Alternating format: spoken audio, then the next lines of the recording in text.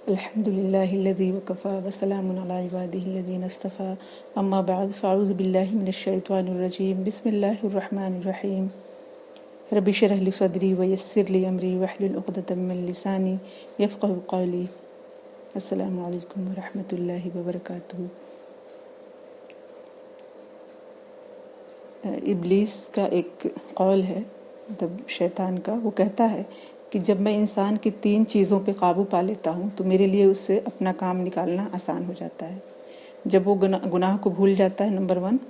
اور نمبر 2 وہ اپنے عمل کو زیادہ سمجھتا ہے، یعنی وہ سمجھتا ہے کہ میں نے بہت نیکیاں کی ہوئی ہیں، اور وہ اپنی رائے پہ نازاں رہتا ہے، فخر کرتا ہے. نمبر 3، تو یہ 3 چیزوں پہ اگر وہ قابو پا لیتا ہے تو پھر وہ اس کا کام آسان ہو جاتا ہے، یعنی انسان پہ وہ قابو پا لیتا ہے. انسان جب پچھلے اور موجودہ گناہوں کو یاد کرتا ہے تو اس کے دل میں دنیا اور آخرت میں اللہ تعالیٰ کا اس پہ سزا دینے کا ڈر، خوف رہتا ہے، اور اس سے مطلب دل اس کا بیدار رہتا ہے کہ وہ گناہ کو جب بھول جاتا ہے تو اس کے سزا سے بھی غافل ہو جاتا ہے، پنشمنٹ کو بھی بھول جاتا ہے، اور دل سے اس کے خوف جاتا رہتا ہے. تو شیطان اسے گمراہ کرنے میں اور گناہوں کو خوشنما بنا کر پیش کرنے میں، اس پہ حکمرانی کرنے میں کامیاب ہو جاتا ہے. لیکن اگر شیطان اس بارے میں کامیاب نہیں ہوتا اور مسلمان گناہوں کو نہیں بھولتا تو پھر اس کے بعد وہ دوسرے گڈھے میں جا گرتا ہے، یعنی وہ دوسرے اس کے جال میں پھنستا ہے، یعنی اپنے اعمال کو بہت زیادہ سمجھنے لگتا ہے، اور اس کو یہ احساس ہوتا ہے کہ اب بہت زیادہ نیکیاں کر لی، یعنی نیکیوں کو چھوٹا سمجھنے لگتا ہے، اور دوسری نیکی کے مواقع کو جو ہے وہ ایک طرح سے وہ غافل ہو جاتا ہے اس سے. تو پھر یہ ٹریپ مطلب وہ کر لیتا ہے شیطان اس کو اس طرح سے. اور وہ پھر تیسرا جو ہے وہ کہ اگر انسان ان دونوں برائیوں اور گناہوں کو بھولنے اور عمل کو زیادہ سمجھنے سے باز رہتا ہے تو پھر وہ اپنی رائے پہ نازا رہتا ہے، اور دوسروں کی رائے کو ان کے جو معاشرتی ان کا معیار ہے اس کو کمتر قرار دیتا ہے، یعنی لوگوں کو کمتر سمجھتا ہے، ان کی رائے کو کمتر سمجھتا ہے، اپنے آپ کو جس سے اس کو کہیں گے سپریٹی کمپلیکس میں مبتلا ہوتا ہے، یعنی میں بہت نیک اور میری رائے بہت اچھی ہے، اور باقی دوسروں کو جو ہے وہ حقیر دیکھنا شروع کرتا ہے، اور یہاں سے پھر وہ شیطان کے قبضے میں آ جاتا ہے. تو اس کے بعد جو ہے وہ اس کے اندر جو غرور، تکبر اور اس طرح کی چیزیں پیدا ہو سکتی ہیں. اگر انسان ان تینوں گڈھوں میں گر جاتا ہے تو کیا ہوتا ہے کہ پھر وہ پوری طرح سے شیطان اس پہ حاوی ہو جاتا، اپنا غلام بنا لیتا ہے اس کو. لیکن اللہ رب العزت نے فرمایا کہ ان عبادی لیس لک علیہم سلطان، کہ جو میرے بندے ہوں گے اس پہ اس کا کوئی زور نہیں چلے گا. لیس لک علیہم سلطان، یعنی اس پہ اس کا کوئی زور نہیں چلے گا، وہ ان تمام اس کے بچھائے ہوئے جال سے نکل سکتا ہے، اور پھر وہ اس کا غلام کبھی نہیں بن سکتا ہے. وہ اللہ تعالیٰ کی ہی غلامی کرے گا، وہ بندگی اللہ تعالیٰ کی ہی کرے گا پوری زندگی اور مرتے دم تک. تو ان چیزوں کو جاننے کی ضرورت ہے کہ وہ کیا چیزیں ہیں جس سے شیطان جو ہے وہ انسان پہ غالب آ جاتا ہے، اس پہ قابض ہو جاتا ہے، اور اس کو اپنا غلام بنا لیتا ہے، اور اس کو اپنے اشاروں پہ نچاتا ہے، اور انسان کو خبر بھی نہیں ہوتی کہ دنیا اور آخرت دونوں میں وہ کسارے میں جا رہا ہے. اور تکبر جو ہے وہ یہ تو بتایا ہی گیا ہے کہ یہ ابلیس کی جو ہے وہ ایک صفت ہے. اس نے تکبر کیا تھا، اور اس سے ہی شروعات، اس کی بنی آدم سے دشمنی کی شروعات وہیں سے ہوئی تھی، اس کے تکبر کی وجہ سے ہی ہوئی تھی. پھر اس نے وہاں پہ کہا تھا کہ میں سب کو بھٹکاؤں گا، یعنی میں کسی کو پھر اللہ کی سیدھی راہ پہ نہیں رہنے دوں گا، اور آگے سے پیچھے سے دائیں سے بائیں سے اور ہر طرف سے آؤں گا. تو نیچے اور اوپر کا راستہ وہ بھول گیا، یعنی سجدے کا اور دعا جو اوپر کی طرف جاتی ہے. تو انسان جب دعاؤں میں بہت زیادہ مشغول ہوگا اس وقت اس کا کوئی زور نہیں ہوتا، اور جب سجدے میں پڑا ہوتا ہے تو سب سے بڑی کامیابی انسان کی ہے جب اللہ سے قریب ہو جاتا ہے. سجدے میں جو ہے وہ بندہ اللہ سے سب سے زیادہ قریب ہوتا ہے. تو جب اللہ سے قریب ہوگا تو ظاہر سی بات ہے شیطان سے دور ہوگا. 2 راستے ہیں نا، ایک شیطان کی بندگی کی اور ایک اللہ تعالیٰ کی بندگی کا راستہ ہے. تو اس میں سے دونوں راستے، کسی ایک راستے پہ چلے گا انسان تو دوسرے پہ ظاہر سی بات وہ نہیں ہوگا. تو جب سجدوں کی کثرت جس کو ہوگی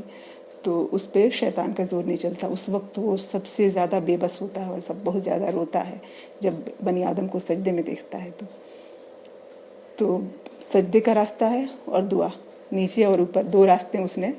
چھوڑ دیا ہے. باقی وہ دائیں بائیں آگے پیچھے ہر طرف سے وہ حملہ کرتا ہے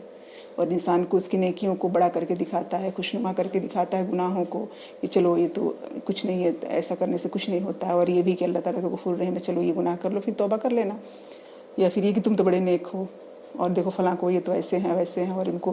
جیسے حقیر دیکھنا اور تکبر میں مبتلا ہونا، یہ تمام چیزیں جو ہے وہ ان چیزوں سے بھی بچنے کی ضرورت ہے بہت زیادہ۔ الغضب من الشیطان کہا گیا، غصے کے وقت بھی وہ جب انسان غصے میں ہوتا ہے تو پوری طرح سے اس پہ حاوی ہو جاتا ہے، اور یہ شیطان کی طرف سے ہوتا ہے غصہ جو ہے۔ اس وقت جب انسان اپنے آپ کو غصے کو قابو میں کر لے تو وہ سب سے بڑا جو ہے وہ طاقتور انسان ہے جو اپنے غصے پہ قابو کر لے،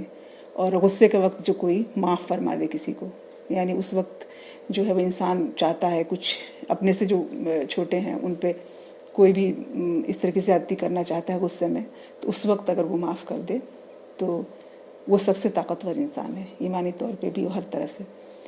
تو غصے کے ذریعے سے بھی وہ قابو کرنا چاہتا ہے تو اعوذ باللہ من الشیطان الرجیم اس کا علاج بتایا گیا ہے، پانی پی لینا، یعنی وہ آگ سے بنا ہے تو پانی بھی اس کا علاج ہے، وضو کرنا، پانی پی لینا، یا بیٹھے ہوں تو لیٹ جانا، یا لیٹے ہوں تو کھڑے ہو جانا، یا پھر اس طرح کی پوزیشن چینج کرنا سے بھی وہ جو ہے وہ اس کی غلبے سے نکلا جا سکتا ہے، اس طرح کی چیزیں بتائی گئی ہیں۔ اور دیکھیں کہ کتنی بڑی ایک طرح سے ایک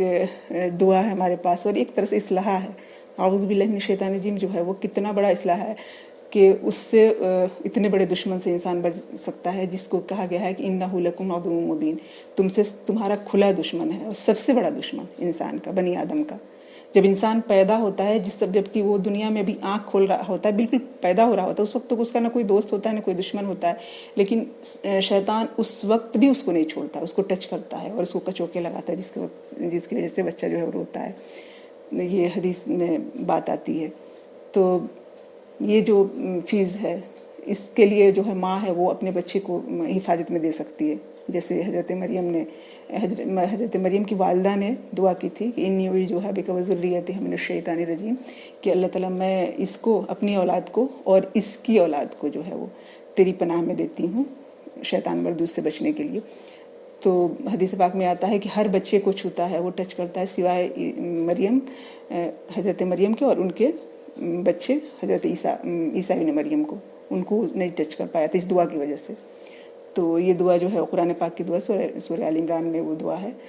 تو اس کو اگر پڑھے ماں جب پریگنینسی کے دوران، اور اس میں اپنے بچے کو، اپنے آنے والی نسلوں کو حفاظت میں دے، تو انشاءاللہ اللہ تعالیٰ ضرور حفاظت فرمائے گا۔ اور جو ہے غصے کے وقت جب انسان کچھ بھی بولتا ہے سمجھ سے بعد میں پچھتاتا ہے، تو اس کو پتہ نہیں چلتا وہ کیا کچھ غلط کر گیا، اور اس وقت وہ اپنے ہوش و حواس میں نہیں ہوتا ہے،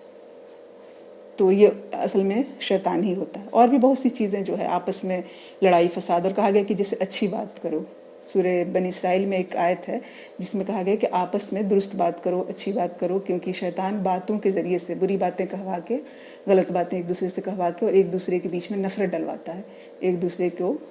مطلب آپس میں لڑوانا، اور یہ ان کی چال ہوتی ہے۔ اور پھر سورہ مومنون میں کہا گیا ہے، وہ آیت بتائی گئی ہے، ربی اعوذ بک من ہمزات الشیاطین اعوذ بک ربی یحضرون، کہ میں اللہ تعالیٰ ربی انی اعوذ بک من ہمزات الشیاطین، یعنی شیطانوں کے وسوسے سے میں پناہ چاہتا ہوں اے میرے رب، اور اس سے بھی کہ وہ میرے قریب آئے، اس کے قریب آنے سے بھی۔ پھر اعوذ باللہ السمیع العلیم من الشیطان الرجیم من ہمزہ ونفخہ ونفثہ، 3 بار یہ پڑھنا جو ہے وہ مسنون ہے، اس سے کیا ہوتا ہے وہ دور ہو جاتا ہے شیطان جو ہے وہ۔ اور پھر اور بھی بہت ساری دعائیں بتائی، جیسے خواب میں انسان جب ڈرتا ہے،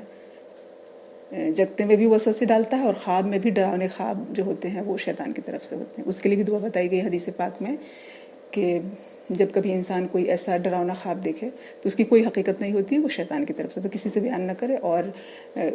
اپنے الٹے طرف تھتکارے اور کروٹ بدل لے داہنی طرف یعنی ہو جائے، اور پھر یہ دعا پڑھے کہ اعوذ بکلمات اللہ التامات من غضبہ وعقابہ وشر عبادہ ومن ہمزات الشیاطین ان یحضرون۔ تو اس دعا کے ذریعے سے انشاءاللہ تعالیٰ کچھ بھی نقصان اس کو نہیں پہنچے گا۔ اور انسان اگر ڈر جائے اور کہے کہ یہ کیا ہوا، ایسا دیکھا میں نے، ویسے دیکھا، اور کسی کو بتاتا پھر، اور دوسرا کہے کہ اچھا تمہارے ساتھ تو بہت برا ہونے والا ہے،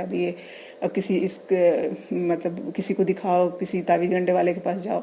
تو یہ ساری چیزیں جو ہیں اور انسان کو بے سکون کرتی ہیں اور اس کو پریشانی میں ڈالتی ہیں، حالانکہ اس کی کوئی حقیقت نہیں ہے۔ تو اس وجہ سے اس کو بس دعا پڑھ لینی چاہیے، زیادہ سے زیادہ اگر کر سکتا ہے صدقہ نکال لے، دعا کر لے، اور بس اس چیز کا ذکر ہی نہ کرے، کیونکہ وہ اس کی کوئی حقیقت نہیں ہے اصل میں۔ تو انشاءاللہ تعالیٰ اس کی چالوں سے بچ جائے گا انسان۔ اللہ تعالیٰ ہم سب کی حفاظت فرمائے، ہماری نسلوں کی حفاظت فرمائے، ہمارے بڑے دشمن سے، جو کہ سچ میں جو اللہ تعالیٰ نے جس کی نشاندہی کی، جس کے بارے میں بتا دیا ہے کہ وہ تمہارا کھلا دشمن ہے، تو اس سے بچنے کی ضرورت ہے۔ اللہ تعالیٰ ہم سب کو اپنی پناہ میں رکھے اور ہر طرح سے حفاظت فرمائے اس سے، اور نیکیوں کی توفیق دے اللہ تعالیٰ، اور دنیا اور آخرت دونوں میں کامیابی عطا فرمائے۔ وآخر دعوانا الحمدللہ رب العالمین، سبحانک اللہم وبحمدک، نشہد ان لا الہ الا انت، نستغفرک ونتوب الیک۔ سبحان ربک رب العزۃ عما یصفون، وسلام علی المرسلین، والحمدللہ رب العالمین۔ السلام علیکم ورحمۃ اللہ وبرکاتہ۔